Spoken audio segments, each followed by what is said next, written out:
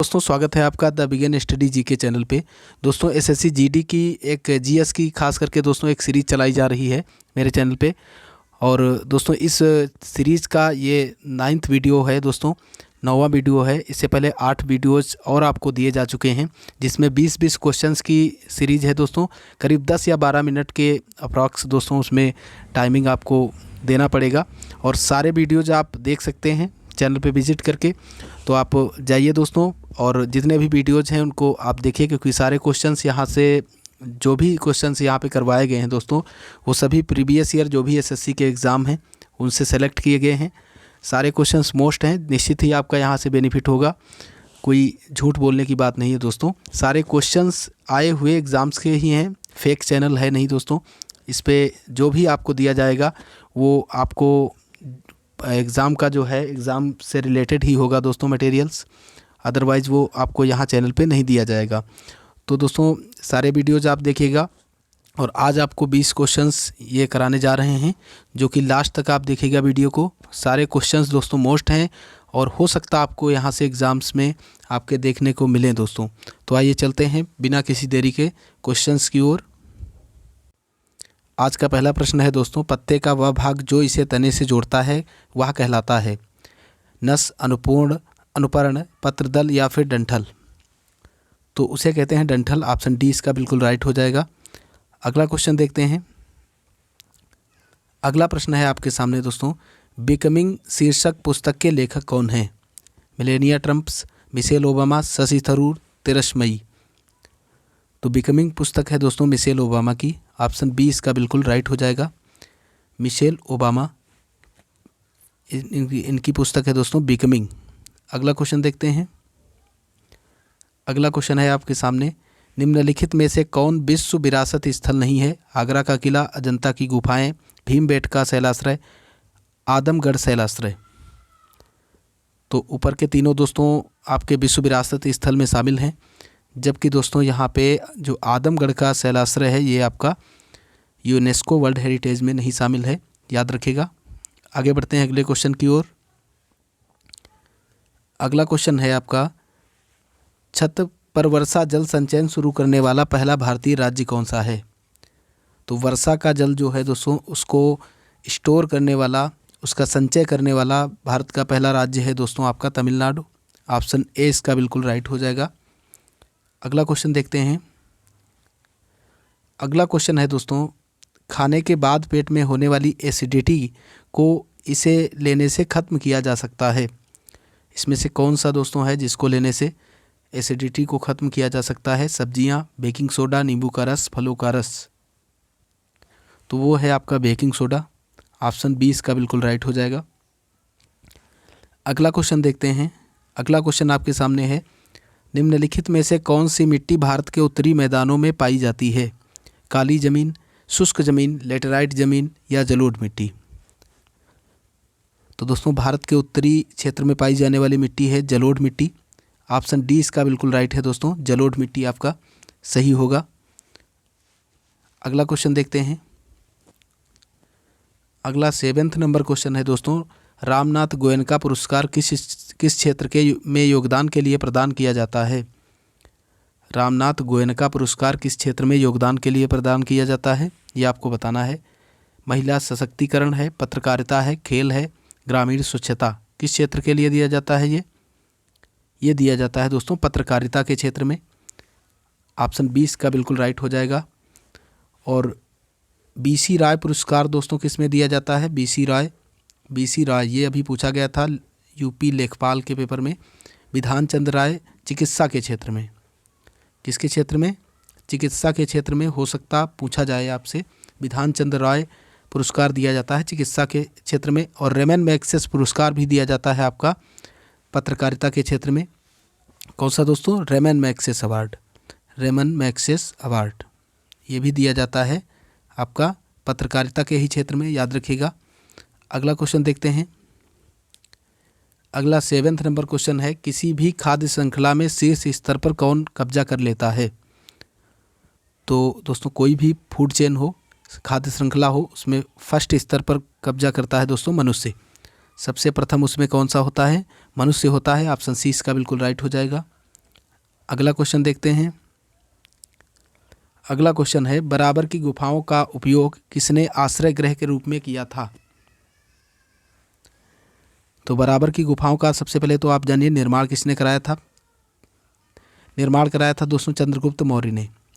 चंद्रगुप्त मौर्य ने इसका निर्माण करवाया था। और दोस्तों ये किसके लिए बनाई गई थी? जो आजीवक संप्रदाय के लोग थे, आजीवकों के लिए बनाई गई थी, याद रखिएगा। अगला क्वेश्चन देखते हैं। अगला क्वेश्चन है दोस्तों, निम्नलिखित में से कौन सा संगठन विश्व विकास रिपोर्ट प्रकाशित करता है? विश्व विकास रिपोर्ट कौन संगठन प्रकाशित करता है, ये आपको बताना है। तो ये प्रकाशित करता है आपका विश्व बैंक दोस्तों, याद रखिएगा। बहुत ही मोस्ट क्वेश्चन है, कई बार पूछा जा चुका है।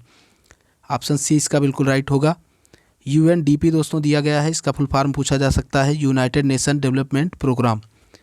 और यूनेस्को का मुख्यालय दोस्तों पूछा जा चुका है, पेरिस में है, ये भी आप याद रखिएगा। कहाँ है दोस्तों? पेरिस, फ्रांस में। अगला देखिएगा। अगला क्वेश्चन आपके सामने है, संपत्ति के अधिकार को भारतीय संविधान के किस संशोधन द्वारा मौलिक अधिकारों की सूची से हटा दिया गया? तो दोस्तों आपका 44वां संविधान संशोधन जो था, इसके द्वारा संपत्ति का जो अधिकार हुआ करता था दोस्तों, मौलिक अधिकारों में पहले शामिल था, उसको हटा करके दोस्तों अनुच्छेद 300 का में, अनुच्छेद 300 का के अंदर दोस्तों इसको एक विधिक अधिकार के रूप में शामिल कर दिया गया। जो कि दोस्तों कौन सा संविधान संशोधन के द्वारा हुआ? 44वां संविधान संशोधन। ये हुआ था दोस्तों 1978 में दोस्तों, 1978 में आपका हुआ था, याद रखिएगा दोस्तों। और ऑप्शन में आपको दिख रहा है 42वां संविधान संशोधन। इसे लघु संविधान भी कहा जाता है दोस्तों, क्योंकि सबसे ज़्यादा संविधान संशोधन इसी में हुए थे दोस्तों, सबसे ज़्यादा चीज़ों को बदला गया था। इसमें दोस्तों वन है, वन्य जीव है, माप तौल की चीज़ों को समवर्ती सूची में डाला गया था। और ये लाया गया था आपका 1976 में, 42वां संविधान संशोधन 1976 में लागू किया गया था। अगला क्वेश्चन देखते हैं। अगला क्वेश्चन है, कोणार्क सूर्य मंदिर कहाँ स्थित है? केदारनाथ, मदुरई, उड़ीसा, तिरुपति। तो आप सभी को पता होगा कोणार्क सूर्य मंदिर स्थित है उड़ीसा में, और इसका निर्माण करवाया था नरसिंह देव फर्स्ट ने। नरसिंह देव फर्स्ट ने इसका निर्माण कराया था, नरसिंह देव फर्स्ट ने, याद रखिएगा दोस्तों। आगे बढ़ते हैं अगले क्वेश्चन की ओर। अगला क्वेश्चन है, ओलंपिक बैडमिंटन एकल क्वार्टर फाइनल में पहुंचने वाली पहली भारतीय महिला खिलाड़ी कौन थी? तो दोस्तों ओलंपिक का जो बैडमिंटन होता है उसमें एकल क्वार्टर फाइनल में पहुंचने वाली पहली भारतीय महिला पूछा गया है, जो कि थी आपकी साइना नेहवाल। ऑप्शन ए इसका बिल्कुल राइट हो जाएगा। अगला क्वेश्चन देखते हैं। अगला क्वेश्चन आपके सामने है, किस वर्ष में 26 जनवरी को गणतंत्र दिवस के रूप में मनाने की घोषणा की थी? तो ये दोस्तों हुई थी घोषणा 26 जनवरी को गणतंत्र दिवस के रूप में मनाने की 1930 में दोस्तों। लाहौर अधिवेशन जो हुआ था आपका 1929 में हुआ था, लाहौर अधिवेशन, जिसकी अध्यक्षता जवाहरलाल नेहरू ने की थी दोस्तों। इसके बाद में एक घोषणा हुई थी दोस्तों 1930 में कि 26 जनवरी को आपका स्वतंत्रता दिवस के रूप में मनाया जाएगा। अगला क्वेश्चन देखते हैं। अगला क्वेश्चन है, निम्नलिखित में से कौन सी योजना वित्तीय समावेशन के लिए केंद्र सरकार के कदमों में से नहीं है? अब इसमें आपको बताना है कौन सी ऐसी योजना है जो केंद्र सरकार के वित्तीय समावेशन में शामिल नहीं है। तो वित्तीय समावेशन में शामिल नहीं है, ऑप्शन डी इसका बिल्कुल राइट होगा दोस्तों, आपकी प्रधानमंत्री उज्ज्वला योजना। बाकी प्रधानमंत्री जनधन योजना, प्रधानमंत्री जीवन ज्योति योजना और प्रधानमंत्री सुरक्षा बीमा योजना, ये सभी आपकी दोस्तों किस में शामिल हैं? वित्तीय समावेशन में। और एक क्वेश्चन आपको बता दें जो कि पूछा जाता है, विश्व की सबसे बड़ी वित्तीय समावेशन वाली योजना कौन सी है? प्रधानमंत्री जनधन योजना। ठीक है, ऑप्शन ए इसका करेक्ट होगा। अगला देखते हैं। अगला क्वेश्चन है दोस्तों, पश्चिमी घाट की सबसे ऊंची चोटी कौन सी है? अनाईमुडी, डोडा बेटा, बाबा बुदनगिरी या महेंद्रगिरी? तो बहुत ही अच्छा क्वेश्चन है दोस्तों। इसमें आप याद रखिएगा, पश्चिमी घाट की सबसे ऊंची चोटी पूछा जाए तो है अनाईमुडी, या आपसे पूछा जाए दोस्तों दक्षिण की सबसे दोस्तों ऊंची चोटी कौन सी है, सबसे ऊंची चोटी कौन सी है, तब भी आप इसी को ही लगाएंगे दोस्तों, अनाईमुडी को ही लगाएंगे, दक्षिण की सबसे ऊंची चोटी। और दोस्तों ऑप्शन डी में दिख रहा है महेंद्रगिरी। ये दोस्तों पूर्वी घाट की सबसे ऊंची चोटी है, ये भी आप याद रखिएगा। पूर्वी घाट की सबसे ऊंची चोटी कौन सी है? पूर्वी घाट की दोस्तों सबसे ऊंची चोटी आपकी है महेंद्रगिरी, याद रखिएगा। अगला देखते हैं क्वेश्चन। अगला क्वेश्चन है आपके सामने, निम्नलिखित में से किस राज्य में जनसंख्या घनत्व सबसे अधिक है? तो दोस्तों सबसे ज़्यादा जनसंख्या घनत्व है बिहार में, उसके बाद नंबर आता है दोस्तों पश्चिम बंगाल का, याद रखिएगा। और जनसंख्या सबसे ज़्यादा किस प्रदेश की है? तो वो जनसंख्या में सबसे टॉप पर है दोस्तों उत्तर प्रदेश। क्षेत्रफल में पूछा जाए आपका तो राजस्थान है दोस्तों, याद रखिएगा। और यदि जनघनत्व पूछा जाता है भारत का तो कितना है दोस्तों? 382 व्यक्ति पर वर्ग किलोमीटर, 382 व्यक्ति प्रति वर्ग किलोमीटर इसका जनघनत्व है दोस्तों आपका भारत का। आगे बढ़ते हैं अगले क्वेश्चन की ओर। अगला क्वेश्चन है, भारतीय संविधान के निम्नलिखित में से किस अनुभाग को भारतीय संविधान की अंतरात्मा के रूप में भी जाना जाता है?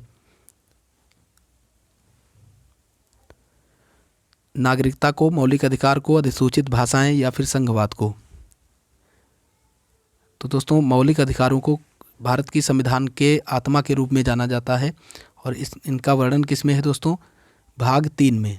मौलिक अधिकार हैं जो भाग 3 में, भाग 3 को दोस्तों भारतीय संविधान की आत्मा के रूप में जाना जाता है। भारतीय संविधान की आत्मा दोस्तों अनुच्छेद 32 को, आर्टिकल 32 को भारतीय संविधान की आत्मा किसने कहा था? B.R. अम्बेडकर ने, ये भी आप याद रखिएगा। B.R. अम्बेडकर जी ने कहा था दोस्तों अनुच्छेद 32 को संविधान की आत्मा।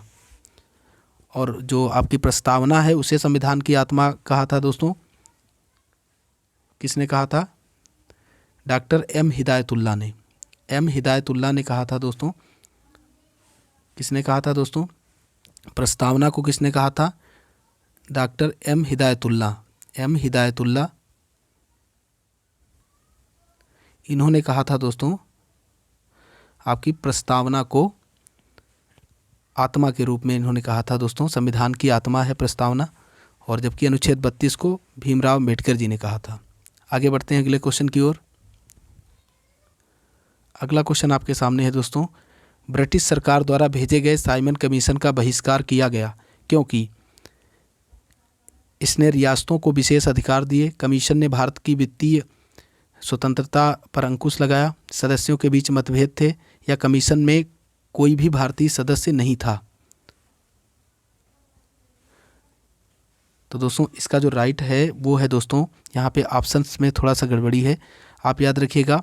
इसका मेन कारण था दोस्तों कमीशन में कोई भी भारतीय सदस्य नहीं था, जिसके कारण साइमन कमीशन का विरोध किया गया। और इसके विरोध में ही दोस्तों लाला लाजपत राय जी की मृत्यु हो गई थी 1928 में। 1927 में दोस्तों साइमन कमीशन बना था 1927 में। 1928 में ये भारत आया, जिसके विरोध में दोस्तों लाला लाजपत राय जी की मृत्यु हो गई थी। अगला क्वेश्चन, आज का लास्ट क्वेश्चन देखते हैं।